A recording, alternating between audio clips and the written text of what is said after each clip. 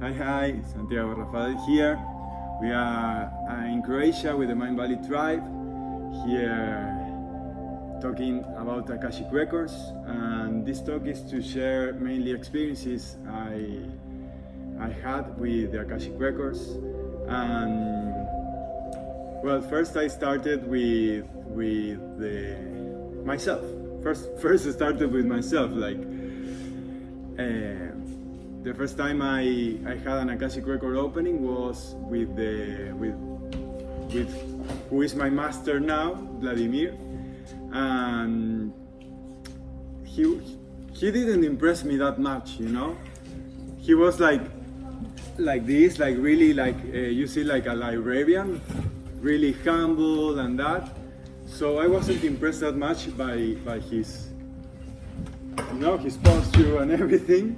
But what was impressive was how he was downloading messages when I did the opening. So that triggered something in me, like the sequences that he was showing in my reading were so revealing, and that started making some cracks, like some cracks in my ego, you know, then I started realizing that there are things that I was not enabling to permeate through the carcass of how we build ourselves and our reality. And you know, like water that goes dripping inside, nourishing inside. That was like the first reading. And then I remember getting more nourishment and more spacious inside, and less drama, because I was like having lots of drama, just that, you know, like we tie ourselves inside of our inner labyrinth. So for example, one of the main things that brought me a lot of relief, I was thinking about of my exes, you know, like, oh, what if she was, and what did I did wrong, and how could, you know, all that things, like what if, and if I, and all that mind talk, that narrative, like self-punishing. And in the opening, the records told, "You haven't met her yet." Imagine the relief. It's like every person you have known is not. Like you can do clean slate. That peace doesn't wear off easily. It's like I don't remember having that much peace sustained in a time. So that was, for example, one of the things. Then I always was like really dreamer, you know. I'm Pisces, maybe some of you know astrology, and I'm like all the time creating dream worlds and many projects, and one day I was overwhelmed. Like literally, I woke up and I was thinking all the time of all the projects that are ongoing, and do, and I have to, and just by thinking of them, the energy leaks, you know? Has it happened to you? Just by thinking of the things you have to do is like drains you of energy. Well, that happened to me, and I do the session, and for doing the session is important to because for doing the session helped me a lot that you have to at least have a self-reflective moment. Like when we open records, it's a communication that is established. So you have to know what you want to have in that communication. So I was asked, I was asking myself, what are the projects that are ongoing now? And I made a list. I had 31 ongoing projects. 31 ongoing projects that I said, wow, I didn't know I had this on my head. And at that time I already was coach and everything. So when I saw the mind map, I said, how can I continue existing with this load? And I take those to the opening, to Vladimir, that was opening my records, and it was like really clear. Like, this is the example I use. It's like I am in a labyrinth, and when you open the records, it's like having someone. It's like, am I okay? And you see that person watching from above the labyrinth. You know, like, so you get a guidance from above the labyrinth that we get in our minds. You know. So it was like so easy. This is part of you're holding this because of your ego. I was representing an organizer of World of Dance. Many of you know the dancing part of me, and that was a definition of me. I thought that title was defining me, and I could not let go because it's a part of my identity. My ego had like too much attachment, and they told me, let it go. Another huge relief that came from that, like this, and also like parts of that, this falls alone. Like, just stop investing energy in that, and this falls. And when you see that, like, even like when you have like, oh, I will do this with that person, don't worry, it will fall. And the person couldn't do it and all that stuff. So it's like being in alignment. Is having less drama in our lives, so we have less resistance and friction just by having this tool. So that was my experience with the records. And then when I had more spacefulness in myself, I asked, okay, what should I be doing? And he tells me, okay, I see you like sharing booklets of the size of this size, like the ones he uses for opening records. Okay, like short courses. But that moment I was doing coaching on purpose, like Ikigai and all that stuff. So it was quite short, but took sometimes 8 hours, and I thought, okay, I'm close. I'm already getting there. But then I asked, should I be initiated in the records? And then when he asked, it was, yes, I can get initiated in the records. And well, then I started another journey, the me being from inside.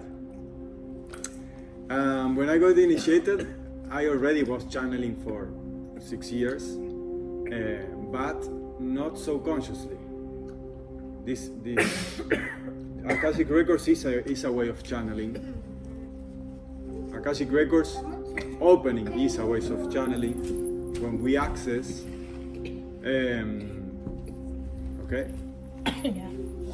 We found out you're allergic to eucalyptus.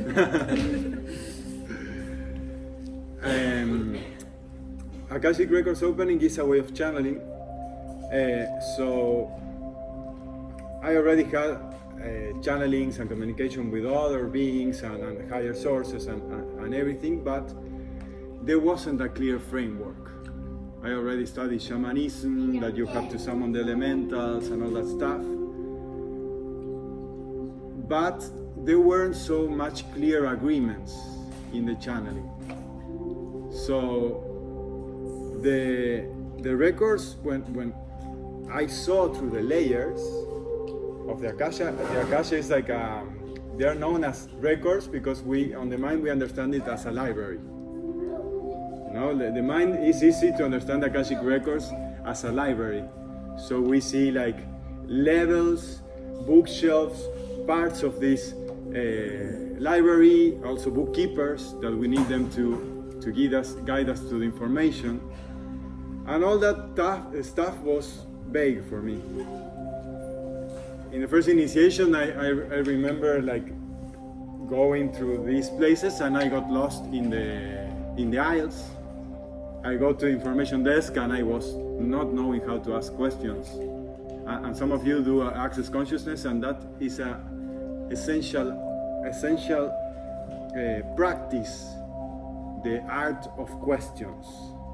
That is an essential practice, because the guys in higher levels, they are really respectful on the free will, so they won't answer things that we are not asking, because that's interfering on the process of the person, telling things that the person hasn't asked and doesn't need to know.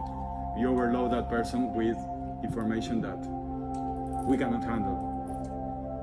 So that they told me, like, for this you first need this and this. So it's like, you see how you're not asking well. So it was like a training, but I was really immersed in my ego yet. It's because the soul also has an ego, has an identity. It's like already individualization. Then there has like foldings that you are getting into more oneness. But meanwhile, we are individuals, we can travel, as I said in the video of the Merkaba. We have an individuality and an intention and a free will to travel to these layers. And I also, when I arrived like in higher levels, I was fighting the guards, really kind of, okay, I'm really strong, I already resourceful and powerful, I don't need your permission, I don't care if you are not letting me, I will go over you. That was my attitude in the first initiation. And I tell this more in the when we are in the initiation itself, but the main lesson here is they don't care if you accomplish the thing, it's how you go through it. Because they were not testing me if I am strong or not. They were testing me how I behave, what values and manners I have while I move through them. So the personal work, the personal development is essential in all levels. And that I got a lot I got a lot from the Tao. You know the Tao practice? They train in virtues. They are like, it's like the spiritual fitness that Jeffrey Allen says. Not also stretching consciousness and moving and doing devices, like that's really important for our 4D, for our energy crafting and energy work, but also training virtues, as the 6-phase meditation does, like compassion, gratitude, forgiveness. Those are like muscles as well. So that's like another kind of fitness that then when there are guards, one of the guards I met was Anubis, it was so fun, and they do this measuring of the heart. You know, like the Egyptians, yes, like to be light, they do this, how light is your heart. So they measure up to where you can go according to this fitness. It's so interesting. And then there's a term that is really important for, not also for accessing higher levels of sources of information, but for manifestation as well. Because on this ongoing communication through the Akasha is this substance from everything, this primordial substance from everything is made of. That's why it's like we put it as records, because there are imprints in this Akasha that everything is made of. It has a memory. So while we surf, while we navigate through it, it's really important to learn how to channel it and how to rechannel as well. So we are like redirecting it in order to give a new course. And to enable that, we need to know the laws there are spiritual laws that somebody studied, the Kybalion, for example. Kybalion, yes. Then there are many other spiritual laws or laws of spirituality that makes us understand how we can access, not access, direct what is ours, what is the others. Those are like it takes lifetimes to really get into that. But one concept that will be useful for many lifespans is the concept of pistis. Pistis is a Greek concept of spiritual credit that is badly translated as faith. Christ didn't say faith, have faith. It was a mistranslation by the marketing department of the church. But pistis, if you go to Greek now and you see the bank as well, it also says pistis, and means credit. And when they say spiritual credit, is how you are dealing with the universe. Because, okay, we are having a conversation. How are we dealing in between each other for you helping me, for I contributing to the whole, to the divine plan of the agreements that I have. So that concept of cultivating pistis is really important, since channelers' capacity will be according to that. How virtuous you are, how clean and clear, how much self-development you have done, ego crafting, sculpting. That's really important for the channel, because yes, we can access different levels or even similar parts of the grid, but if it gets biased while it's channeled, you're generating distortion. And for that, it's really useful to know another concept of the Greeks that was, the Greeks were really wise civilization, and they have many layers of truth. There are degrees of truth. We now, it's like when we seek truth, it's like vague, the concept. It's like this truth or not. They have the many layers, and one was aletheia, that is the truth of your identity, the truth of your ego, how you see the world, or the, in words of vision, the culturescape, I would say, like that construct of how you build your world and you are there. Then when you get out of that and start seeing your own emanation, you will get to the level of emunah. Emunah is the truth that you emanate. So that's our first contact with the outside. It's like I am looking for the other feedback of others. And there's the truth that we are building up in among many channelers and Akashic Records workers. That is the veritas. That's, you may have seen the veritas in Roman law.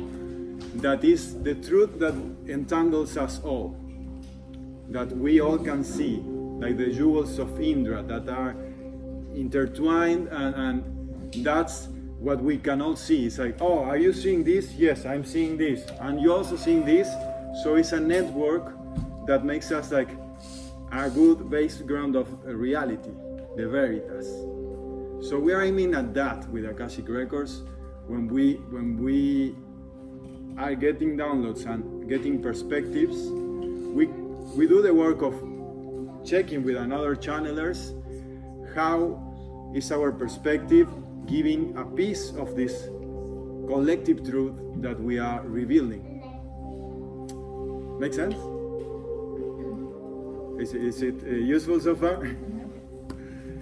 So I was asking it's so fun because when you get into this, it's like suddenly you go online on the grid. For example, when I for example do some messages like I want things to move on, and I send a lot of messages, and I realize I send like 12, 15 messages, and suddenly everybody's busy and no one answers. Has that ever happened to you? Like you get like no one is answering to me. It's like I opened records and suddenly they answer. People that were not thinking of me. You know, it's like you are there in the grid. So you can also connect with others in those parts of the grid, and it's amazing the synchronicities, because when I was going to New York, it's like, okay, what's the mission there in New York? Because I have the part that my guides gave me. Okay, so it's like once you see that everything has a purpose, or in Buddhism terms, it's like we are living on Dharma. Like we can handle karma and redirect it into Dharma. So I am living more purposefully. I am on the path. Everything has to have more purpose. So you check what is the purpose. So I was getting, okay, what's the mission there in New York? And they tell me something about a fissure. Okay, that's the part I got. But sometimes it's like, you just need to know that. Okay, then the other day, someone tells me, I have a message for you, a channeler from Peru. I have a message for you. There's like the Atlanteans and the fissure in there, and there were two Egyptians, and he gave me a lot of the other piece of the mission. And my host in New York also saw the Atlanteans, the fissure, and the thing, and we got like this convergence of veritas. So we had more clear what we were doing there.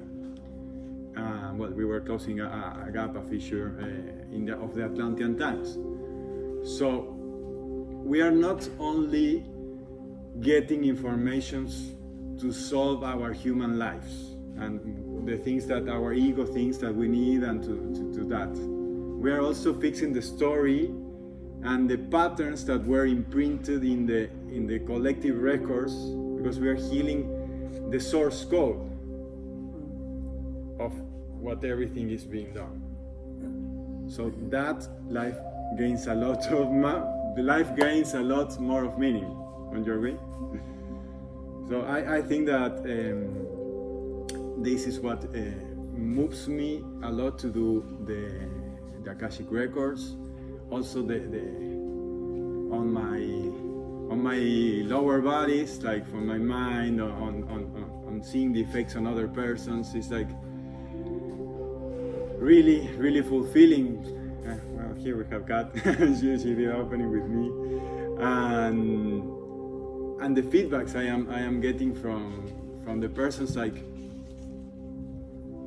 just when you connect them with information that they cannot see because they are so inside themselves,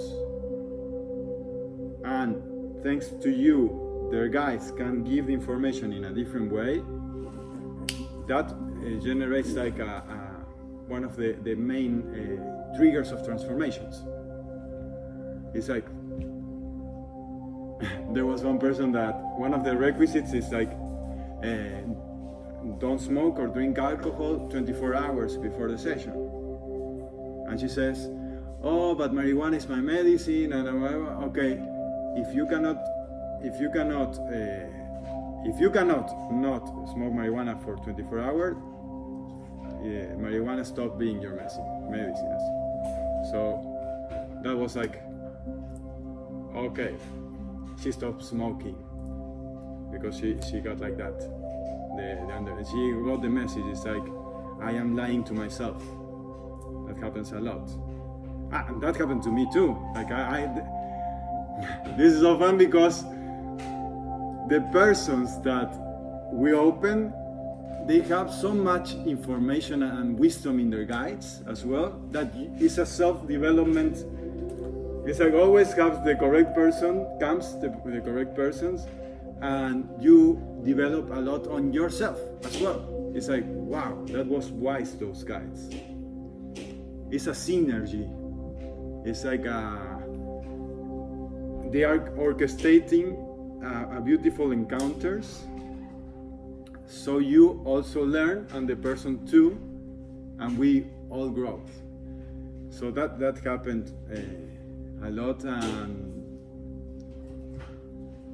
for example, when I see persons that had the same things as me, like, I am more connected with marijuana because I'm channeling. There are a lot of persons that use alter state drugs to feel connected. And yes, I smoked like for 10 years.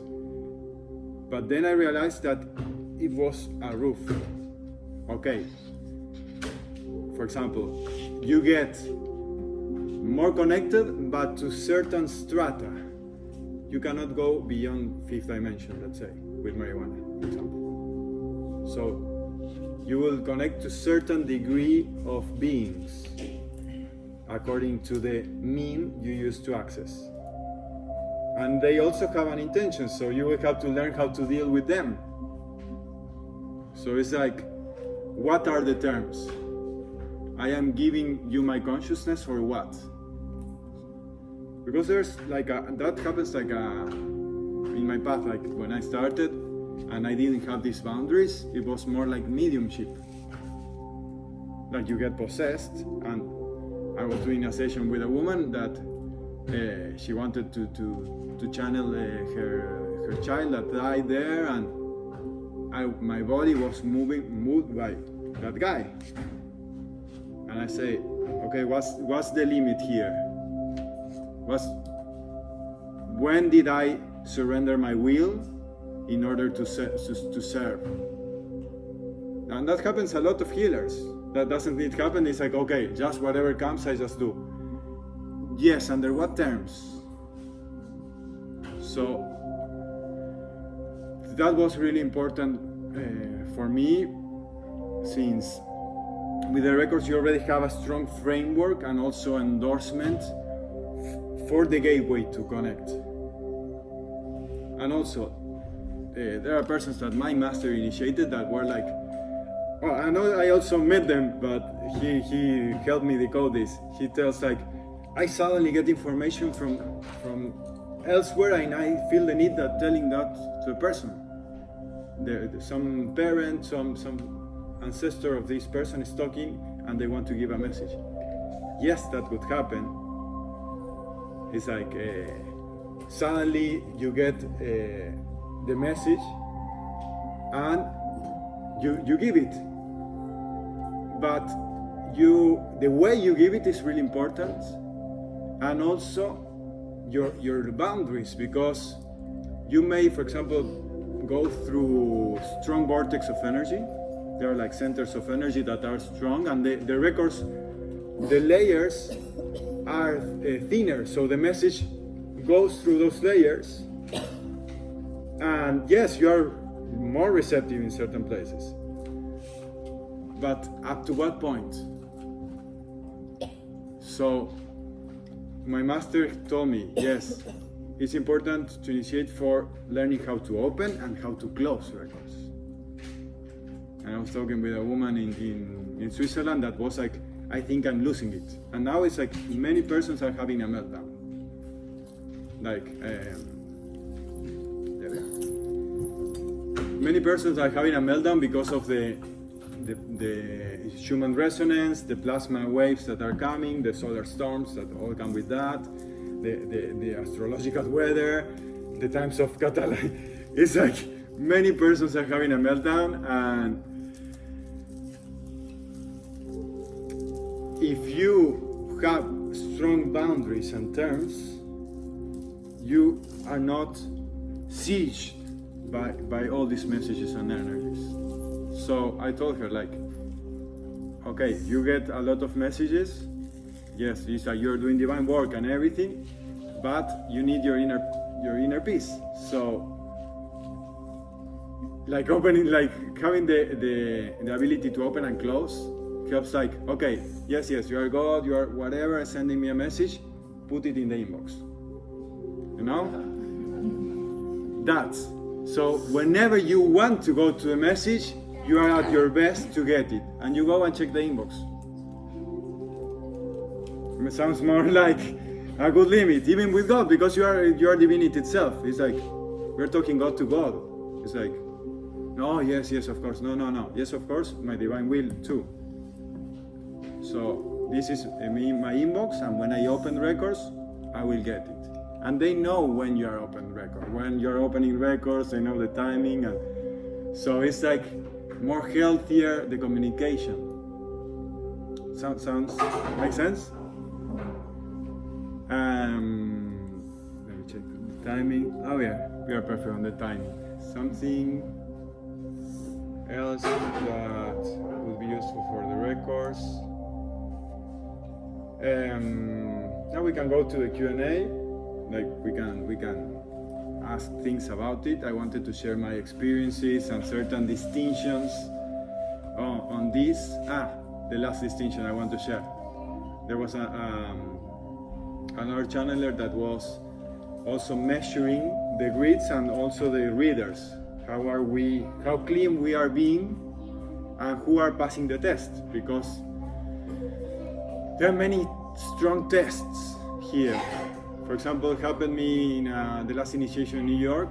There was a doctor that she has 400 persons in charge that are healing others from many diseases that are connected to other families. So it's like thousands of persons involved in that network just by this doctor being initiated. At the moment of her initiation, lots of beings, like strong beings, came to see what was going on. And in here, when we are like at this level, it's not beings like from now, and it's like the circular time works. There were beings from the future. They can't, like, if you are working on things that you are collapsing that timeline because you will be more resourceful to solve things, so these beings won't be, this will come to sabotage this. Make sense? So that happened, and it was like it took us half an hour to redirect that karma, because it's not just shut yourself and it's not just like suppressing. It's like handling the karma, feed them, satisfy their learning, send them, and we harmoniously go in the other direction. Make sense on the dealing? So that kind of karma we learn to handle, because it's like we are intervening a lot in how the reality is built. So that happened with that doctor, and also keeping clear on each reading, on each opening. If you are having less than 80% of accuracy, you're generating karma. Like you can be generating distortion, like misguiding. So that's there are many channelers that just because of not checking their effectiveness get ill, because as they try to remove the illness to the other, they got it to somewhere it has to go. So they get ill fast. They start having a lot of trouble because they're haunted. So those are really important distinctions to know how are you handling this. It's like there's a useful tool of Jeffrey Allen that we measure our gauge. How much am I in my body? That's one of the main assets we give in the initiation. There's a code of honorability, and one of the codes is confirmation. So we are constantly checking how much clarity are we having. And there was a little story of my organizer in New York was like really intense. You know, the New York rhythm is like go, and I was like, hungry, tired, and everything, and I was like, I just need to sleep. But we had to make decisions for the other day, so, okay, how much I am? 44. Okay, she was initiated, so I'm 76. Okay, let's go with your 76. And it's like, because I'm mastering Akashic Records doesn't mean that I'm always up. It's like, let's go with yours. It's like not who is higher, it's being truthful. That tricks the ego. It's like being truthful, not more. So I was like, really, I know, and you can ask when you're with Records Open why I'm in 44. You're tired, hungry, these decisions are heavy to handle, like from this, so it's like it takes you a toll. So when you are aware of that, it's really useful because you know how to get into position to make those decisions. Well, that's the useful things. And last anecdote I will share was last year here in the Mindvalley party. I was already opening records and everything, and suddenly my story was like I stopped drinking alcohol, smoking. Also, another thing that was important, I was talking yesterday, masturbation.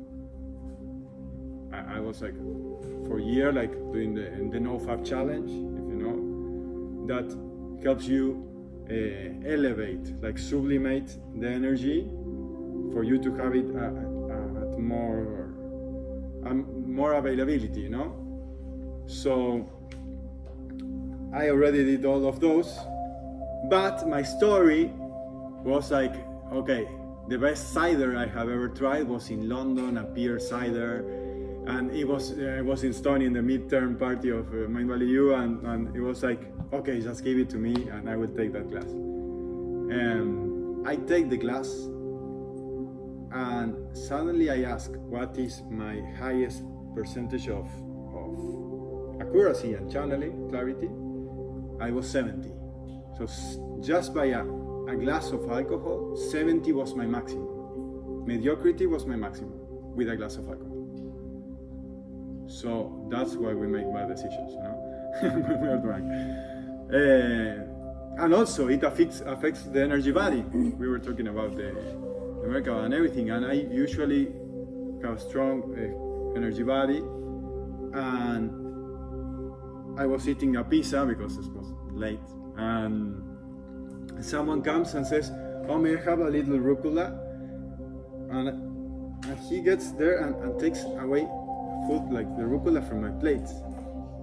And I said, that doesn't happen to me. That's like, I'm not used to this happening to me. And I realized I got in the vibration for corresponding that to happen to me. So it's like I was opening the door from inside for that to happen. And there are many of these things that happen with these subtle phenomena, but we are more aware, and we are in this communication that is an assertive communication. It's like we are working on our assertiveness with these beings, that is a council of beings that are really wise. And if we are really working on that communication and in ourselves and in our awareness, life goes with more flow, with less resistance, friction, drama, you know. It's like, and we can be more at service for everyone, for the collective task. So that's why I got into the records, and I went full in until I got the mastery, and now with the mastery I can hold the lineage. Yes, this goes more like a lineage. Just that last thing I will say on the lineage. I have studied, there are many streams of Akashic Records. It's not like, just the technique. No, it's lineages. There are like, I studied 6 lineages, and there's Linda Ho, Marie Saint Germain, there are the other 3 that I study in Spanish, and the Akashic Record Consultant International. there are many lineages, but it's really different how they access. There's some ones that they don't commit to, for example, love. They don't have love as a virtue. So when you are under that open, it's like more severe. It's like another, how it comes is really different information.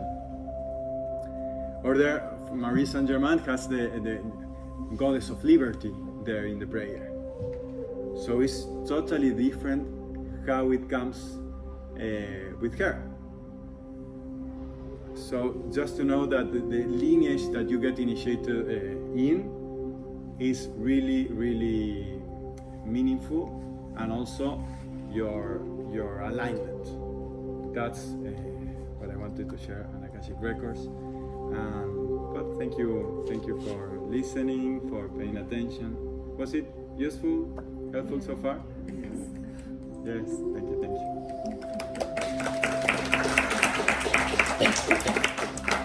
Okay, we can go.